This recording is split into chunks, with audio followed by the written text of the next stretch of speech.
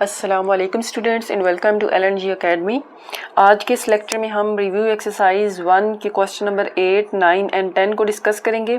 इससे previous video में हम रिव्यू एक्सरसाइज 1 के क्वेश्चन नंबर 4 to 7 डिस्कस कर चुके हैं, जिसका लिंक मैंने डिस्क्रिप्शन में दे दिया है, तो आप लोग वो लेक्चर्स भी ले सकते हैं। तो चलिए आज का अपना लेक्चर स्टार्ट करते हैं। ओके, क्वेश्चन नंबर 8 स्टेटमेंट क्या कहा जा रहा है? The sum of the 3 consecutive odd integers is 51, find the 3 integers. ठीक है, तो हमें स्टेटमेंट बेसिकली क्या गिवन क्या है कि सम ऑफ 3 कंसेक्टिव ऑड इंटीजर्स, ठीक है, वो क्या है? 51 है। देखिए इसमें 3 चीज़ें हैं, एक तो ये सम है, दूसरा कंसेक्टिव है, और कौन से कंसेक्टिव नंबर्स हैं? ऑड इंटीजर्स हैं। ठीक है, अब इंटीजर्स की हम पहले डिस्कस कर चुके हैं कि कौन से नंबर्स होते हैं। 0 है, प्लस वाले सारे नंबर्स होल नंबर बेसिकली, जैसे +1, +2, +3, +4, एंड इसी तरह नेगेटिव नंबर जैसे कि -1, -2, -3 एंड -4। तो ये इंटीजर्स होते हैं बेसिकली। अब यहाँ पे बात हो रही है कंसेक्टिवनेस की। कंसेक्टिव का क्या मतलब होता है कि एक के बाद दूसरा, 1 by 1। ठीक है, तो मतलब फॉर एग्जांपल अगर कंजेक्टिव की मीनिंग को हम समझते हैं कि अगर फॉर एग्जांपल मेरे पास फर्स्ट नंबर 1 है, ठीक है, तो 1 के बाद दूसरा कंजेक्टिव नंबर कौन सा होगा कि 1 में अगर हम 1 ऐड करें, ठीक है, तो क्या आता है? 2। तो इसका मतलब है सेकंड कंजेक्टिव नंबर 1 के बाद क्या कौन सा होगा? 2। इसी तरह अगर हम थर्ड की बात करें तो 2 में हम प्लस कर देंगे 1, तो ये हमारे पास क्या आ जाएगा? 3। इसका मतलब है कि ये 3 कंसेक्टिव इंटीजर्स हैं, ये 3 कंसेक्टिव इंटीजर्स हैं। ठीक है, लेकिन यहाँ पे जो है वो बात हो रही है कंसेक्टिव ऑड इंटीजर्स की। अब ऑड इंटीजर्स कौन से होते हैं? ऑड नंबर्स बेसिकली आप किन को कहते हैं? ऐसे नंबर जो कि 2 पे डिवाइड हो जाते हैं उनको हम इवन नंबर्स कहते हैं या इवन इंटीजर्स कहते हैं, और इसी तरह ऐसे नंबर्स जो कि 2 पे डिवाइड ना हो उनको हम ऑड इंटीजर्स कहते हैं या ऑड नंबर्स कहते हैं। ठीक है, तो यहाँ पे क्योंकि ऑड इंटीजर्स की बात हो रही है, ठीक है, तो फॉर एग्जांपल अगर हमारे पास फर्स्ट नंबर 1 है, ठीक है, ये हमें पता है कि ये एक ऑड नंबर है, ठीक है, क्योंकि ये 2 पे ऑब्वियसली डिवाइड नहीं हो सकता। तो इसमें हम कौन सा नंबर ऐड करें कि हमारे पास जो है वो ऑड इंटीजर आए? ठीक है, ऑड कंसेक्टिव इंटीजर आए बेसिकली। तो वो क्या होगा? 1 में अगर हम 2 को ऐड करें तो हमारे पास 3 आता है। ठीक है, और 3 हमें क्या पता है कि ये एक ऑड इंटीजर है। इसका मतलब है कि 1 के बाद जो सेकंड कंसेक्टिव ऑड इंटीजर आया है वो क्या है? 3 है। अब इसी तरह 3 में अगेन हम 2 को प्लस करेंगे तो हमारे पास क्या आएगा? 5। इसका मतलब है फर्स्ट कंसेक्टिव ऑड इंटीजर 1 है, सेकंड क्या है? 3 है, एंड थर्ड क्या है? 5 है। अब इसी को हम यहाँ पे समझते हैं। फॉर एग्जांपल हम लेट कर लेते हैं, यहाँ पे बात हो रही है 3 कंसेक्टिव ऑड इंटीजर्स की। ठीक है, तो हम लेट कर लेते हैं कि हमारे पास जो फर्स्ट ऑड इंटीजर है, ठीक है, फर्स्ट ऑड इंटीजर वो लेट से कि वो x है, क्योंकि हमें नहीं पता कि वो कौन से नंबर्स है, तो हम लेट कर लेते हैं कि फर्स्ट जो कंसेक्टिव ऑड इंटीजर है वो x है।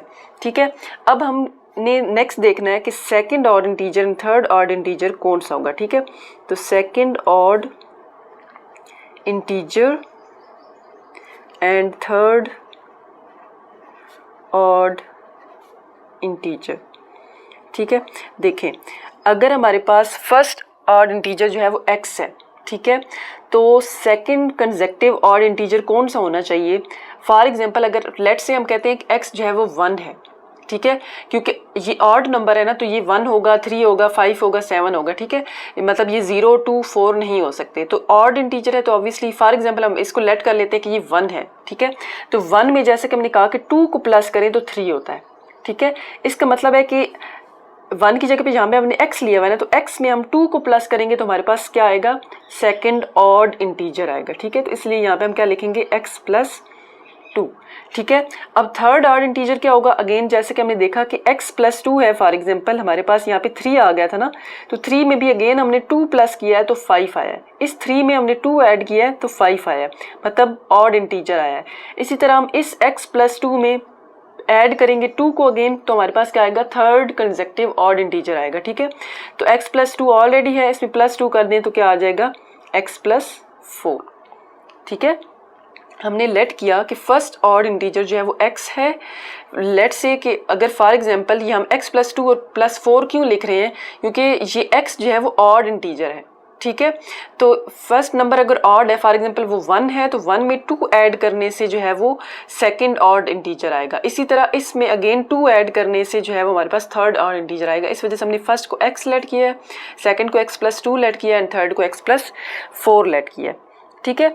अब यहाँ पे हमने जो है वो 3 कंसेक्टिव ऑड इंटीजर्स को हमने लेट कर लिया हुआ है, ठीक है। तो अब हम देखते हैं कंडीशन क्या है, the sum of 3 consecutive odd integers is 51। अब हमें गिवन ये है कि ये जो 3 ऑड कंसेक्टिव इंटीजर्स हैं, ठीक है, इनका जो सम है वो 51 है, ठीक है। तो हम अगेन यहाँ पे जो है वो क्या करते हैं, अकॉर्डिंग टू गिवन कंडीशन,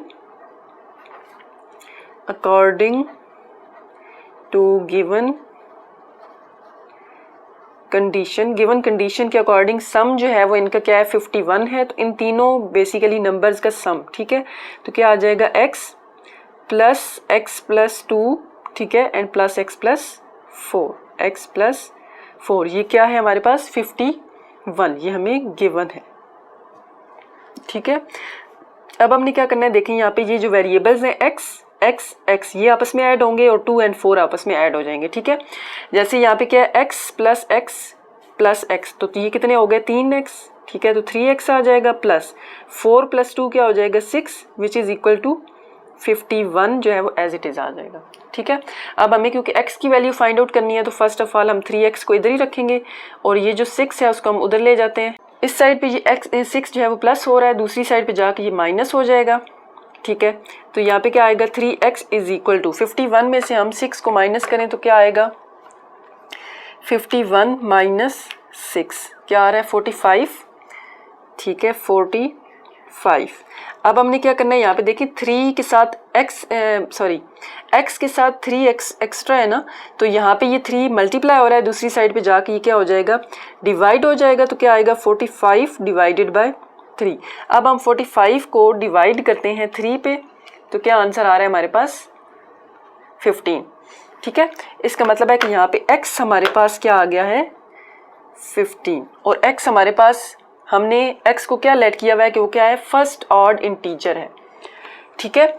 अगर x जो है वो फर्स्ट ऑड इंटीजर है और हमने जो है वो 3 ऑड इंटीजर्स फाइंड आउट करने हैं, उनमें से हमने एक फाइंड आउट कर लिया है, ठीक है। तो इसका मतलब है कि यहाँ पे ये हमारे पास क्या आ गया है first odd integer which is equal to x and x की वैल्यू क्या है 15, ठीक है। अब हमने क्या फाइंड करना है सेकंड ऑड इंटीजर, ठीक है। सेकंड ऑड इंटीजर किसके इक्वल है x+2 के इक्वल है, ठीक है। Second odd integer is equal to x+2 और यहाँ पे हमारे पास x क्या है 15 + 2, तो 15 + 2 क्या आता है 17, ठीक है। इसका मतलब है सेकंड ऑड इंटीजर क्या आ गया 17। अब थर्ड की बात करते हैं हम, third odd integer is equal to, third odd integer को हमने क्या लेट किया हुआ है कि ये क्या है x+4 है, ठीक है। तो यहाँ पे ये क्या आएगा x+4, x यहाँ पे अगेन हमारे पास क्या है 15 + 4 क्या आ जाएगा 19। इसका मतलब है कि 3 कंसेक्टिव ऑड इंटीजर्स जो हमने फाइंड करने थे वो क्या हैं, first of all 15, 17 and 19, 15, 17 and 19, ठीक है। तो ये हमारे पास कंसेक्टिव ऑड इंटीजर्स हैं और इनका जो सम है वो 51 के इक्वल है, ठीक है, जो कि हमें कंडीशन में गिवन था कि 3 कंसेक्टिव इंटीजर्स का सम जो है वो 51 है, ठीक है। This is our required answer. अब देखिए इसको हम एक दफ़ा रिव्यू ले लेते हैं कि इस क्वेश्चन में हमने क्या किया है।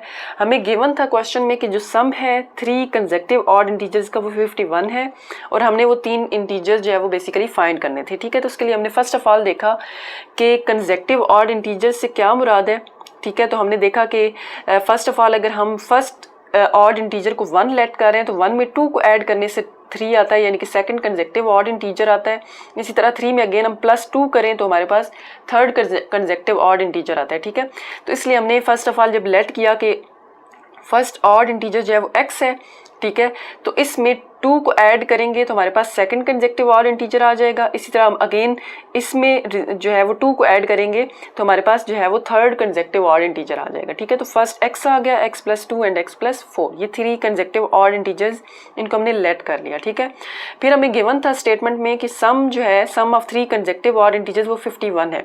तो अकॉर्डिंग टू गिवन कंडीशन हमने लिखा कि इन तीनों नंबर्स का जो सम है वो 51 है। उसके बाद हमने इसको सॉल्व किया है इतना कि हमने x की वैल्यू फाइंड आउट कर ली है। ठीक है, अब हमने देखा कि x जो है वो हमारे पास किसके इक्वल था, फर्स्ट ऑड इंटीजर के। इसका मतलब है कि हमें फर्स्ट ऑड इंटीजर जो है वो क्या मिल गया है, 15।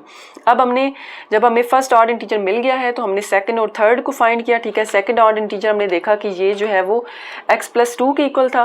तो अगेन हमें क्योंकि x की वैल्यू हमें पता थी 15, तो 15 में 2 को ऐड किया तो 17 आ गया सेकंड ऑड इंटीजर। इसी तरह थर्ड ऑड इंटीजर को हमने देखा कि वो क्या था, x + 4। तो x हमें गिवन था 15 में प्लस किया 4 को, तो हमारे पास थर्ड कंसेक्टिव ऑड इंटीजर आ गया। ठीक है, इसको अगर हम वेरीफाई करना चाहें तो इस तरह से कर सकते हैं कि क्या जो हमारे पास 3 कंसेक्टिव ऑड इंटीजर्स आए हैं इनको हम ऐड करें तो क्या ऐड करने से 51 आ रहा है। तो चले हम एक दफ़ा चेक करते हैं, 15 + 17 + 19। ठीक है, 15 फर्स्ट कंसेक्टिव ऑड इंटीजर है, 17 सेकंड कंसेक्टिव ऑड इंटीजर है and 19 third consecutive odd integer है। ठीक है, तो इन तीनों को हम ऐड कर रहे हैं तो क्या आ रहा है, 51, जो कि हमें क्वेश्चन में गिवन था कि 3 कंसेक्टिव ऑड इंटीजर्स का सम 51 है। इसका मतलब है कि ये जो हमने ऑड इंटीजर्स फाइंड आउट किए हैं वो बिल्कुल ठीक है। ठीक है, नेक्स्ट क्वेश्चन है हमारा क्वेश्चन नंबर 9। इसमें क्या कहा जा रहा है, Abdullah picked up 96 balls and placed them into 2 buckets. One bucket has 28 more balls than the other. How many balls were in each bucket? ठीक है, यानी कि क्या कहा जा रहा है कि अब्दुल्ला के पास टोटल 96 बॉल्स थी।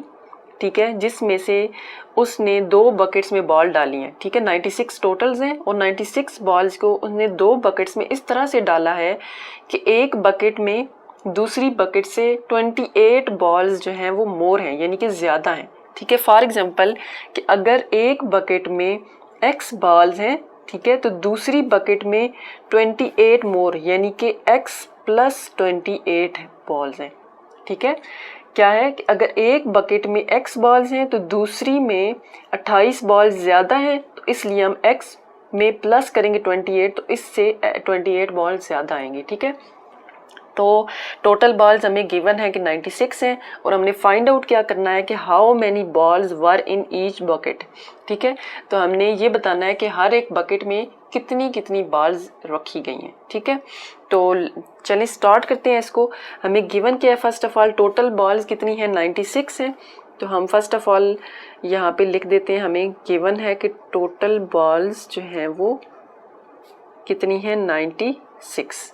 ठीक है, अब हम लेट करते हैं, let the number of balls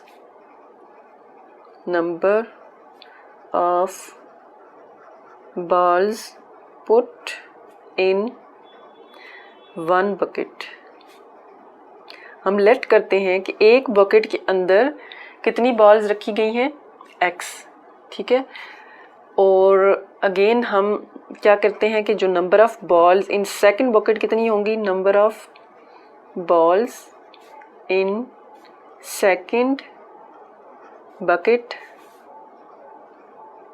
ठीक है, सेकंड बकेट के अंदर कितनी बॉल्स हो जाएंगी, देखिए हमें गिवन है कि फर्स्ट में 1 बकेट हैज़ 28 मोर बॉल्स। ठीक है, इसका मतलब है कि अगर एक के अंदर x है तो दूसरे के अंदर 28 बॉल्स ज़्यादा होंगी, यानी कि x + 28। ठीक है, ये हमने लिख लिया जो कि हमें गिवन कंडीशन थी। अब हमने क्या करना है, इसके अकॉर्डिंग हमने लेट कर लिया डेटा के अकॉर्डिंग कि हमें क्या चाहिए कि टोटल 96 बॉल्स हैं और कंडीशन हमें क्या गिवन थी कि एक के अंदर जो है वो 28 ज़्यादा है दूसरी से, तो हमने एक को लेट कर लिया कि x है तो दूसरी के अंदर 28 ज़्यादा है, मतलब वो x + 2 होंगी। ठीक है, अब हम गिवन कंडीशन के अकॉर्डिंग इसको देखते हैं कि हम कैसे करेंगे। According to given condition, according to given condition. ठीक है, गिवन कंडीशन हमें क्या है कि टोटल 96 बॉल्स हैं, ठीक है, टोटल 96 बॉल्स हैं, एक के अंदर जो है वो x है और दूसरी के अंदर x प्लस 28 है, तो टोटल मिला के कितनी हो जाएंगी 96। ठीक है, इसका मतलब है कि अगर हम इन दोनों का सम करते हैं तो वो 96 आ रहे हैं। ठीक है, तो गिवन कंडीशन के अकॉर्डिंग हमारे पास क्या हो जाएगा कि इन दोनों का अगर हम सम करें x, ठीक है, x का और x प्लस 28 का, तो दोनों बकेट्स के अंदर जितनी बॉल्स हैं वो कितनी है, टोटल 96 है। तो इसका मतलब है x प्लस 28 कितना आ जाएगा हमारे पास 96। ठीक है, अब हमने अगेन इसको सॉल्व करना है। x प्लस x क्या हो जाएगा 2x plus 28 is equal to 96, 2x is equal to 96 minus, यहाँ पे देखिए प्लस 28 है, दूसरी साइड पे जाके माइनस हो जाएगा, तो ये क्या आ जाएगा 20 minus 28, 2x is equal to again हम 96 में से माइनस करते हैं 28 को, तो क्या आ जाएगा 68। ठीक है, 68, x हमने फाइंड आउट करना है, 2 एक्स्ट्रा 2 यहाँ पे मल्टीप्लाई हो रहा है, दूसरी साइड पे जाके क्या हो जाएगा डिवाइड। ठीक है, तो 68 डिवाइडेड बाय 2 क्या आ जाएगा 34। ठीक है, इसका मतलब है x की क्या वैल्यू आ गई है 34। ठीक है, और x क्या है, इसका मतलब है कि जो x हमारे पास क्या गिवन है कि ये number of balls put in one bucket है। ठीक है, यानी कि फर्स्ट बकेट में हमने कितनी बॉल्स रखी हुई थी x है, और x हमारे पास क्या आ गई 34। ठीक है, तो हम यहाँ पे बता देते हैं, so the number of balls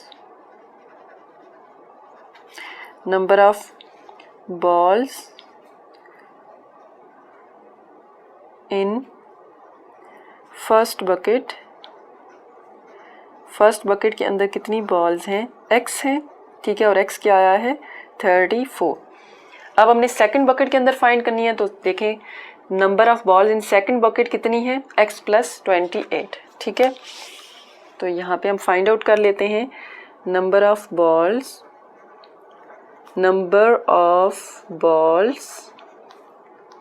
in second bucket, और वो हमारे पास कितनी है x प्लस 28। ठीक है, x हमें क्या गिवन है 34 प्लस 28, तो ये क्या आ जाएगा हमारे पास 34 प्लस 28 क्या आ जाएगा 62। ठीक है, ओके स्टूडेंट्स, तो हम एक दफ़ा इसका रिव्यू ले लेते हैं कि हमें जो है वो क्या गिवन था कि Abdullah picked up 96 balls, Abdullah के पास टोटल जो है वो 96 बॉल्स थी। ठीक है, और and place them into 2 buckets, उन 96 बॉल्स को उसने 2 बकेट्स में रखा, तो one bucket has 28 more balls than the other bucket. ठीक है, अगर एक बकेट के अंदर x बॉल्स थी तो दूसरे के अंदर 28 ज़्यादा थी, यानी कि x प्लस 28 है। ठीक है, तो हमने गिवन बेसिकली क्या था, टोटल बॉल्स 96 हैं, फर्स्ट बकेट के अंदर जो है वो कितनी बॉल्स थी x हमने लेट कर लिया, तो दूसरी बकेट के अंदर अकॉर्डिंग टू गिवन कंडीशन हमें क्या पता चल रहा है कि इसमें दूसरी में 28 बॉल्स ज़्यादा थी, तो इस वजह से हमने x प्लस 28 लिखा है। अब हमें पता है कि इन दोनों बकेट्स के अंदर जितनी बॉल्स थी उनको ऐड करने से टोटल जो है वो 96 है। ठीक है, तो इस वजह से हमने लिखा यहाँ पे कि अगर इन दोनों को हम ऐड करें तो टोटल बॉल्स 96 आ रही हैं, यानी कि x प्लस 28 करें तो क्या आ रहा है 96। ठीक है, ये इस कंडीशन को यूज़ करते हुए हमने x की वैल्यू फाइंड आउट की है, और हमने देखा कि x हमारे पास क्या है number of balls in first bucket, यानी कि फर्स्ट बकेट के अंदर x बॉल्स थी और x हमारे पास 34 आ गए। अब हमने सेकंड बकेट के अंदर बॉल्स फाइंड आउट करनी थी, तो number of balls in second bucket हमने फाइंड किया क्या है x प्लस 28, और क्योंकि x हमें मिल गया था 34, तो 34 प्लस 28 किया तो 62। अब अगर आप इन दोनों को ऐड करें तो हमारे पास टोटल 96 बॉल्स आनी चाहिए, तो 34 प्लस 62 अगर आप करते हैं तो ये हमारे पास टोटल 96 बॉल्स आ जाती हैं। ठीक है, तो यही हमने फाइंड आउट करना था कि हर एक बकेट के अंदर कितनी बॉल्स जो हैं वो प्रेजेंट हैं। ठीक है, जो कि हमने देख लिया कि वो 34 एंड 62 है। ओके स्टूडेंट, नेक्स्ट क्वेश्चन है रिव्यू एक्सरसाइज 1 का लास्ट क्वेश्चन नंबर 10, जिसमें हमें क्या कहा जा रहा है, Salma invested ₹3,50,000 in a bank which paid simple profit at the rate of 7.14% per annum. After 2 years, the rate was increased to 8% per annum. Find the amount she had at the end of 7 years. ठीक है, तो यहाँ पे हमें given क्या है कि सलमा ने इन्वेस्ट किए हैं टोटल कितने रुपीज़ 3,50,000। ठीक है। इसका मतलब है प्रिंसिपल अमाउंट यहाँ पे हमें क्या गिवन है 3,50,000, ठीक है। उसके बाद देखें यहाँ पे क्या है, which paid simple profit at the rate of 7.1/4% per annum, ठीक है। अब हमें जो सलमा को प्रॉफिट हुआ है, ठीक है, पर एनम वो कितना हुआ है 7.1/4% आफ्टर 2 ईयर्स, ठीक है। देखें इस आफ्टर 2 ईयर्स का डेटा हमें इसके बाद गिवन है। इसका मतलब है कि पहले जो 2 साल हैं, ठीक है, दोनों सालों में हर एक साल उसको 7.1/4% का प्रॉफिट हुआ है, ठीक है। इसका मतलब है कि यहाँ इससे पहले पहले जो डेटा हमें गिवन है ना, ठीक है, यहाँ से लेकर बेसिकली ये यहाँ से लेकर यहाँ तक ये हमें 2 ईयर्स का डेटा, फर्स्ट 2 ईयर्स का डेटा गिवन है, ठीक है। उसके बाद क्या हुआ है, द रेट 2 साल के बाद जो रेट था वो इंक्रीज हो गया टू 8% पर एनम, ठीक है। अब 2 साल के बाद जो है वो 8% इंक्रीज हो गया है, तो हमने फाइंड आउट क्या करना है, find the amount she had at the end of 7 years, यानी कि टोटल कितने हैं 7 ईयर्स हैं, ठीक है। 7 ईयर्स में से पहले जो 2 साल हैं उसमें इतना परसेंट जो है वो प्रॉफिट हुआ उसको पर एनम, ठीक है। और अगले कितने साल बच गए, 7 में से 2 पहले निकाल दे तो पीछे क्या बच जाएगा, 7 - 2 = 5। इसका मतलब है कि बाकी जो 5 साल हैं तो 5 सालों में उसको 8% ज़्यादा जो है वो क्या कहते हैं प्रॉफिट हुआ है पर एनम, ठीक है। तो अभी हमने जो है वो फाइंड आउट क्या करना है कि टोटल जो अमाउंट उसके पास होगी 7 ईयर्स की वो क्या होगी, ठीक है। तो हम देखते हैं कि इसको हम कैसे सॉल्व करेंगे। फर्स्ट ऑफ ऑल हमें गिवन क्या है कि सलमा के पास टोटल कितने रुपीस थे 3,50,000, तो इसका मतलब है कि हमारे पास यहाँ पे प्रिंसिपल अमाउंट क्या गिवन है, प्रिंसिपल अमाउंट हमें गिवन है 3,50,000 रुपीस, ठीक है। 3,50,000 रुपीज़ हमें टोटल जो है प्रिंसिपल अमाउंट बेसिकली गिवन है, ठीक है। उसके बाद देखिए हमें 2 डेटाज हमने देखे हैं यहाँ पे कि हमें 2 तरह के डेटा गिवन है, कौन कौन से, पहले 2 साल के और फिर अगले 5 साल के, ठीक है। तो इसका मतलब है कि हम यहाँ पे 2 तरह के डेटाज को फेस करेंगे, ठीक है। तो हमें फर्स्ट ऑफ ऑल जो ये हमारे पास एक रेट है, ये दूसरा रेट है, तो इसको हम R1 कह देंगे, ठीक है, और इसको हम R2 कह देंगे। तो यहाँ पे देखिए हमारे पास R1 क्या है, फर्स्ट रेट जो है पहले 2 साल का वो क्या है 7.1/4%, ठीक है। तो 7.1/4% ये एक मिक्स्ड फ्रैक्शन है। तो फर्स्ट ऑफ ऑल इसको हम सॉल्व करते हैं। मिक्स्ड फ्रैक्शन को हम किस तरह से सॉल्व करते हैं, देखें यहाँ पे ये डिनोमिनेटर में 4 है, 4 को मल्टीप्लाई करेंगे इस नंबर से तो क्या आएगा 7 × 4 विच इज़ 28, और 28 को हम ऐड कर देंगे न्यूमिरेटर वाले नंबर में, तो 28 + 1 क्या आ जाएगा 29। इसका मतलब है यहाँ पे क्या आएगा 29 डिवाइडेड बाय 4%। अब 29 को अगर हम 4 पे डिवाइड करें तो क्या आता है 29 डिवाइडेड बाय 4, तो ये क्या आ जाएगा हमारे पास 7.25। इसका मतलब है कि R1 हमारे पास क्या आ गया है 7.25%, ठीक है। और यहाँ पे हमें टाइम कितना गिवन है 2 ईयर्स, ठीक है। तो इसके अकॉर्डिंग हमारे पास क्या आ जाएगा टाइम, यानी कि T1 क्या आ गया है 2 ईयर्स, ठीक है।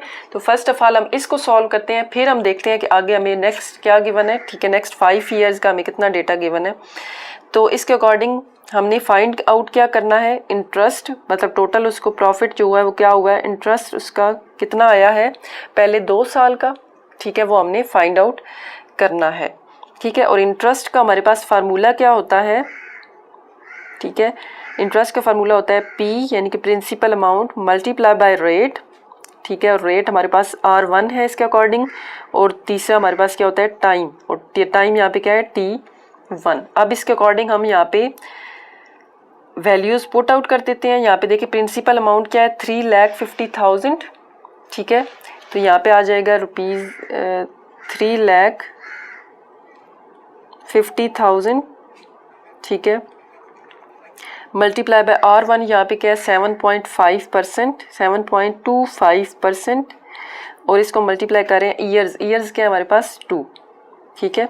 अब देखें यहाँ पे जो हम क्या करते हैं 3,50,000 एज इट इज़ आ जाएगा, ठीक है, मल्टीप्लाई बाय ये देखिए 7.25 है ना, तो 7.25% है, परसेंटेज को हम ख़त्म करेंगे तो क्या आ जाएगा 7.25, और परसेंट जब ख़त्म होता है, परसेंटेज जब ख़त्म होती है तो उसको हम डिवाइड कर देते हैं 100 से, ठीक है। तो यहाँ पे डिवाइडेड बाय बेसिकली 100 आ जाएगा और multiply by 2 as it is. हमने क्या किया यहाँ पे, परसेंटेज के साइन को हमने ख़त्म किया है, तो परसेंट को हम ख़त्म करते हैं तो इसको हम डिवाइड कर देते हैं नंबर को 100 से, तो इस वजह से हमने इसको डिवाइड कर दिया 100 से और परसेंटेज का साइन यहाँ पे ख़त्म हो गया, ठीक है। अब यहाँ पे देखें ये 2 0 से कैंसिल हो जाएंगे, बाकी हम आपस में मल्टीप्लाई करते हैं तो देखते हैं कि हमारे पास क्या आता है। अब हमारे पास क्या बच गया यहाँ पे 3500, ठीक है। ये मल्टीप्लाई हो रहा है 7.25 एंड मल्टीप्लाई बाय 2, तो मल्टीप्लाई बाय 7.25 मल्टीप्लाई बाय 2, ये क्या आ रहा है हमारे पास 50,750। तो यहाँ पे हमारे पास टोटल इंटरेस्ट जो I1 आ गया है पहले 2 साल का, वो क्या आ गया है ₹50,750, ठीक है। ये हमारे पास पहले 2 साल का जो है वो इंटरेस्ट आ गया है। अब हमने नेक्स्ट देखते हैं कि हमें नेक्स्ट क्या गिवन है, नेक्स्ट 5 ईयर्स का हमें क्या गिवन था, the rate was increase to 8% per annum. अब देखिए हमें प्रिंसिपल अमाउंट जो है वो हमारे पास सेम है, ठीक है, और रेट हमारे पास यहाँ पे क्या हो गया 8%, ठीक है। अब यहाँ पे क्या आ जाएगा, रेट क्या है 8%, ठीक है। और हमने जो है वो यहाँ पे हमें टाइम क्या गिवन है, टाइम क्योंकि पहले 2 साल का निकल गया है, टोटल 7 ईयर्स हैं, तो 7 - 2 5 ईयर्स हमने देखा था, तो इसका मतलब है टाइम यहाँ पे क्या आ जाएगा T2, सॉरी यहाँ पे R2 है और यहाँ पे T2 हमारे पास क्या आ जाएगा 5 ईयर्स। और हमने यहाँ पे अगेन फाइंड आउट क्या करना है, इंटरेस्ट फाइंड आउट करना है, यानी कि I2 फाइंड आउट करना है, ठीक है, कि उसको 5 ईयर्स में कितना जो है वो प्रॉफिट हुआ है, ठीक है। अगेन हमारे पास फार्मूला इंटरेस्ट का क्या होता है, principal amount multiply by rate. अब रेट यहाँ पे क्योंकि R2 और T2 के लिहाज से हम काम कर रहे हैं तो यहाँ पे R2 आएगा और टाइम क्या आ जाएगा T2, ठीक है। अब हम इधर जो है अगेन वैल्यूज़ पुट करेंगे। प्रिंसिपल अमाउंट हमारे पास सेम है जो कि 3,50,000 है, 3,50,000 मल्टीप्लाई करेंगे R2 से, R2 क्या है 8%, तो 8% आ जाएगा, मल्टीप्लाई बाय टाइम यहाँ पे क्या है 5 ईयर्स, तो यहाँ पे मतलब 5 आ जाएगा। अब हमने क्या करना है 3,50,000 मल्टीप्लाई बाय 8, अगेन हम परसेंट के साइन को ख़त्म करेंगे तो इसको हम डिवाइड कर देंगे 100 से और multiply by 5 as it is. Again यहाँ पे 2 0 से कैंसिल हो जाएंगे, बाकी हम मल्टीप्लाई करके देखते हैं कि हमारे पास आंसर जो है वो क्या आता है। 3,500 multiply by 8 and multiply by 5, तो क्या आ जाएगा 1,40,000, ठीक है। इसका मतलब है कि हमारे पास I2 क्या आ गया है 1,40,000, ठीक है। अब हमने फाइंड आउट क्या करना है कि find the amount she had at the end of 7 years, यानी कि पहले 2 सालों का इंटरेस्ट भी हमने फाइंड आउट कर लिया है और अगले 5 सालों का भी हमने फाइंड आउट कर लिया है, ठीक है। और उसके पास टोटल कितनी अमाउंट थी ये भी हमें गिवन है क्वेश्चन में, ठीक है। हमने 7 ईयर्स का टोटल अमाउंट फाइंड आउट करनी है, तो टोटल अमाउंट हम कैसे फाइंड आउट करते हैं, देखें हमारे पास पहले जो अमाउंट गिवन थी उसमें हम ऐड करेंगे पहले 2 साल और अगले 5 साल, तीनों डेटाज को हम ऐड करेंगे तो हमें पता चल जाएगा कि अभी 7 साल के बाद उसके पास टोटल अमाउंट कितनी है, ठीक है। तो यहाँ पे हम देखते हैं सलमाज अमाउंट टोटल कितनी हो जाएगी, सलमाज अमाउंट, ठीक है, ऑलरेडी उसके पास कितनी थी जो कि उसने इन्वेस्ट की थी वो 3,50,000 है, ठीक है, जो कि हमें क्वेश्चन में गिवन थी 3,50,000, ठीक है, प्लस पहले 2 साल के अंदर उसको कितना जो है वो इंटरेस्ट मिला है 50,750, प्लस अगले 5 साल के अंदर उसको कितना जो है वो इंटरेस्ट मिला है 1,40,000, ठीक है। तो इन तीनों को हम ऐड करेंगे, ओके, तो हम इसको ऐड करते हैं, देखें 3,50,000 प्लस 50,750 प्लस 1,40,000, तो ये हमारे पास टोटल कितना आ जाएगा 5,40,750, ठीक है। तो यहाँ पे क्या आ जाएगा रुपीज़ कितने आ गए हमारे पास 5,40,750, यानी कि सलमाज अमाउंट आफ्टर 7 ईयर्स हम लिखेंगे यहाँ पे टोटल जो 7 ईयर्स के बाद कितनी आ गई है। ठीक है, सलमाज अमाउंट आफ्टर 7 ईयर्स उसके पास टोटल जो है वो इतने अमाउंट आ गई है। ठीक है, इसका हम एक दफ़ा रिव्यू करते हैं। देखें हमें क्वेश्चन में क्या गिवन था, सलमा इन्वेस्टेड ₹3,50,000। ठीक है, तो हमें प्रिंसिपल अमाउंट क्वेश्चन में गिवन है। उसके बाद हमने कहा कि which paid simple profit at the rate of this per annum after 2 years the rate was increase to this. मतलब हमें पहले 2 साल का डेटा अलग गिवन था और अगले जो है वो 5 साल का डेटा, क्योंकि टोटल 7 ईयर्स थे तो 7 में से 2 साल का अलग हमें गिवन है और बाकी 5 बचते हैं तो 5 साल का हमें अलग गिवन है। हमने टोटल जो है वो फाइंड आउट करना था कि 7 साल के बाद टोटल अमाउंट जो है वो सलमा के पास वो कितनी है।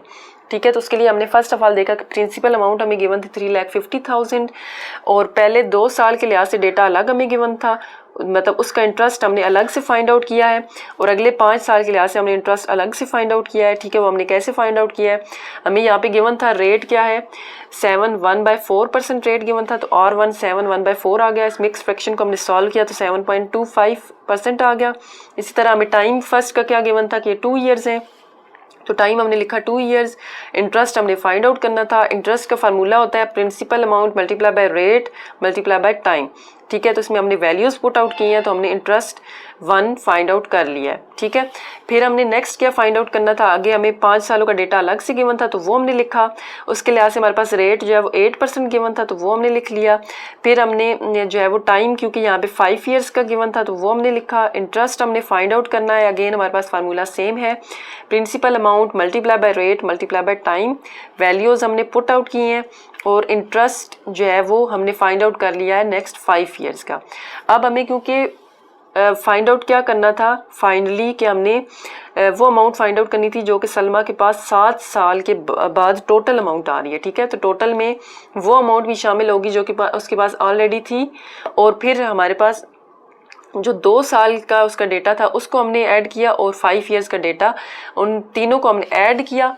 ठीक है, तो हमें Salma amount after 7 years total amount उसके पास कितनी आ रही है वो हमें मिल गई, जो कि 5,40,750 थी।